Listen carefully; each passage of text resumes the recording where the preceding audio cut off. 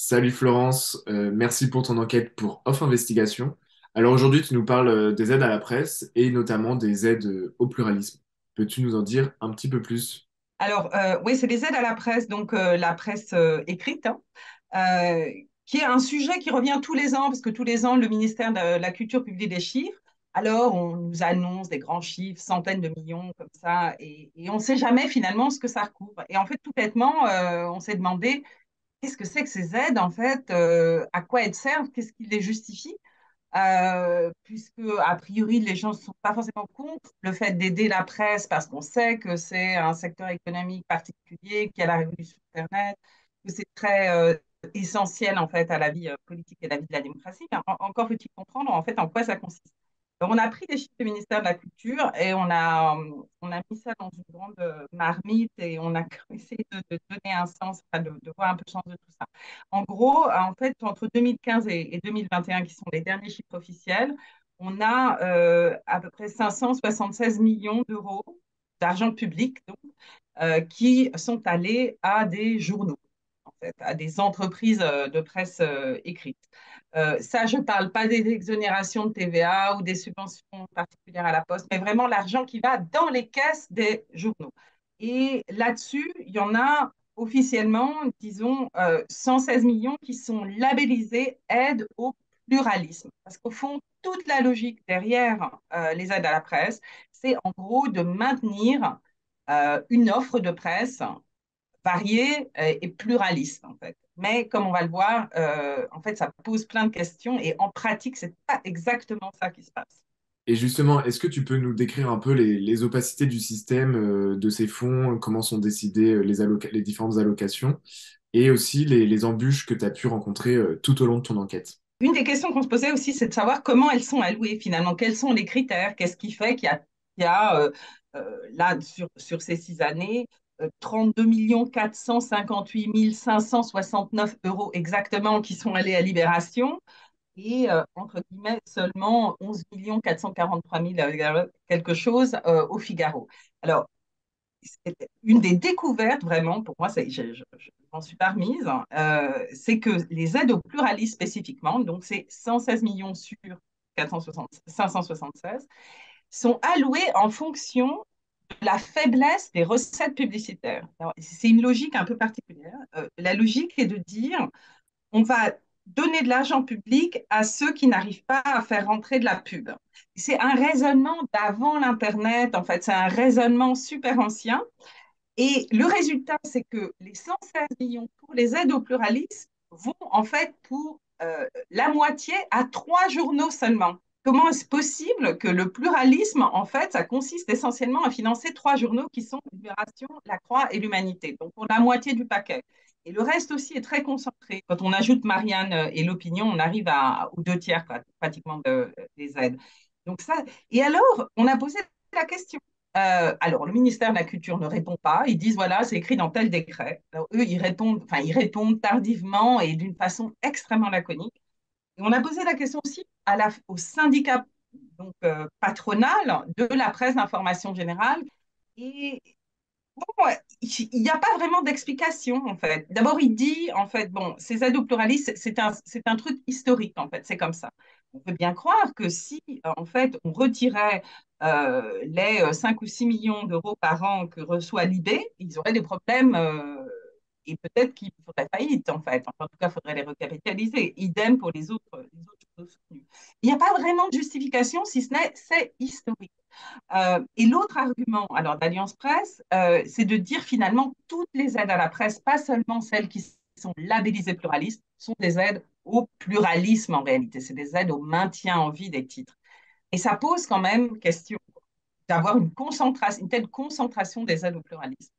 Et j'avoue que vraiment, c'est très difficile d'avoir des informations auprès du ministère de la Culture. Donc, alors, on ajoute des strates, en fait. Ce qui se passe, c'est qu'au lieu de réformer les choses, on ajoute une aide supplémentaire à chaque fois qu'on constate un dysfonctionnement. Donc, on a créé, par exemple, un truc qui s'appelle le FSDP, qui alloue maintenant des quantités assez conséquentes d'argent et qui le fait sur dossier. Et alors, mais on ne sait absolument pas euh, qu'est-ce que l'argent public finance. On découvre dans un rapport parlementaire, par exemple, que l'IB, encore une fois, bon, a changé son parc informatique dans la salle de rédaction grâce à cet argent. Mais on ne sait pas, peut-être que en fait, les serveurs du Figaro ou je ne sais quoi ont aussi été financés grâce à cet argent. En fait, il n'y a pas d'information. Ça, c'est aussi très, très choquant. Et le décret qui crée ce fonds, en fait, prévoit qu'il y a un rapport annuel, un espèce de rapport d'activité. C'est normal, c'est de l'argent public qui est alloué en plus sur dossier. Donc là, il n'y a pas de clé automatique, quoi. C'est les patrons de presse qui viennent et qui disent, voilà, il me faut 50 millions pour faire ça, ou 15 millions, mettons, pour faire ça. Tout ça est traité par un comité là, nommé par arrêté ministériel, etc., dont le ministère ne veut pas non plus donner la liste. Enfin, on marche sur la tête. Et donc, il n'y a pas de rapport annuel concret, en fait. Il n'y a que des chiffres qui sont donnés. Et donc, est-ce que tu peux nous expliquer dans quelle mesure le système actuel et son organisation perpétuent en fait et favorisent toujours les grands titres de la presse écrite et notamment ceux détenus par les milliardaires? Une conséquence, en fait, des règles qui ont été posées pour allouer ces aides, c'est que ben, c'est une prime aux titres très installés. Or, les titres très installés, au cours des dernières années, voilà, sont passés en fait sous la houlette de milliardaires, hein. Pas tous, évidemment, c'est pas le cas de la Croix, c'est pas cas de l'Humanité qui sont des titres pourtant très aidés. Mais si on regarde Le Monde, par exemple, reçoit énormément d'aide parce que le journal Le Monde est très aidé au titre donc, de ce fonds pour la modernisation, mais aussi des aides importantes à la distribution.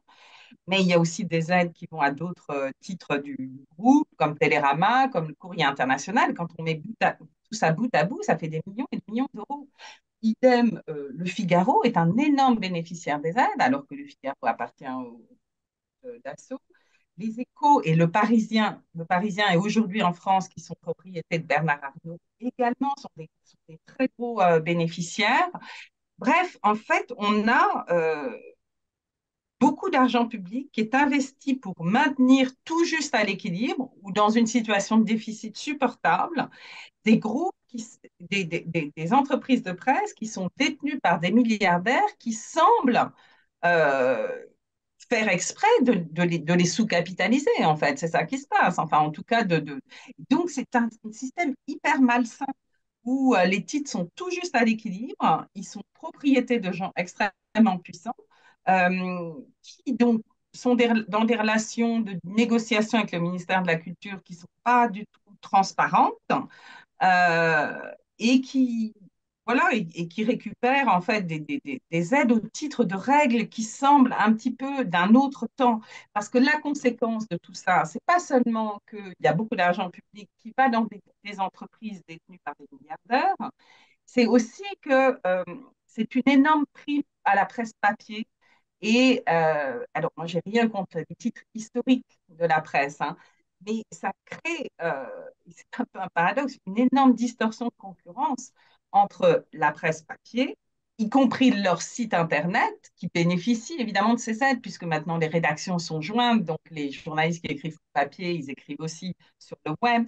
Donc voilà, ça crée une distorsion de concurrence entre ces titres historiques d'un côté et les nouveaux titres de la presse en ligne de l'autre. Et on a fait une comparaison, alors qui vaut ce qu'elle vaut, mais on a tenté des choses. On a comparé ce que recevait l'Humanité et ce que recevait Blast, et en faisant une hypothèse sur ce qu'ils pourraient récupérer dans le cadre d'un encore un nouveau fonds qui a été créé. Au total, si on compare à la subvention rapportée au nombre de pages vues, en mars 2023, on avait 2 millions de pages vues pour l'humanité, 1 million pour Blast. Rapporte au nombre de pages vues, on a un rapport de 1 à 200. C'est-à-dire que l'humanité, ils sont subventionnés à hauteur de 17 centimes d'euros par page vue. Et dans le cas de Blast, on est à 0,08. Bref, rien du tout. Et voilà, donc, en fait, ce qui est fascinant, c'est que tout ce que je, tout ce qu'on a mis à plat dans ce papier, et on a fait vraiment un gros effort pour mettre les choses à plat, c'est des choses qui sont connues des insiders. C'est-à-dire, en 2018, la Cour des comptes a fait un rapport là-dessus, Il y a des rapports parlementaires. Quand on parle aux gens, ils admettent que ouais, c'est pas idéal ce système d'aide à la presse. Donc les insiders sont au courant de toutes les failles du système. Et il y a des petites réformes ponctuelles, mais c'est comme si il y avait un espèce de mur de verre qui empêchait en fait de vraiment avoir une discussion sur la réforme de ces aides à la presse, qui est sur l'agenda depuis longtemps et qui n'a jamais été. Merci Florence de nous avoir aidé à comprendre comment fonctionnent les aides à la presse et notamment comment elles favorisent encore les grands titres et ceux des milliardaires notamment. À très bientôt sur Off Investigation. Merci Pablo.